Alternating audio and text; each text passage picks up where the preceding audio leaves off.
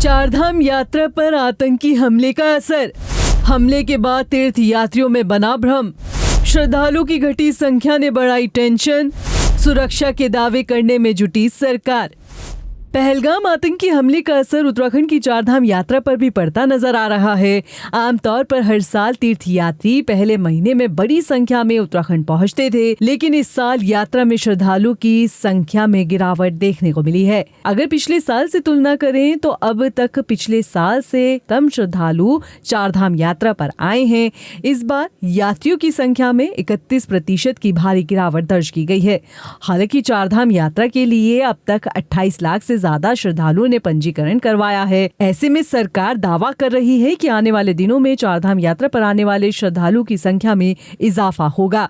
इस वर्ष चारधाम यात्रा बड़ी संख्या में यात्री आने की संभावना है। अभी तक यमुनोत्री धाम में 4,77,030, गंगोत्री धाम में 5,16,779, केदारनाथ धाम में 9,71,961, बद्रीनाथ धाम में 8,76,376 एवं हेमकुंड साहब में 55,297 श्रद्धालुओं का ये जो कुल संख्या है यह है 28,90,443 श्रद्धालु अपना पंजीकरण करा चुके हैं।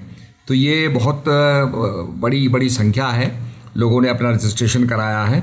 और इसके अंदर अब तक जो है 8,31,714 यात्री दर्शन कर चुके हैं। तो जो लोग आएंगे दर्शन करते रहेंगे और हमने यात्रा को सुलभ और सरल बनाया है। और हम यही आग्रह करेंगे कि डॉक्टर से परामर्श करने के बाद यात्रा को प्रारंभ करें।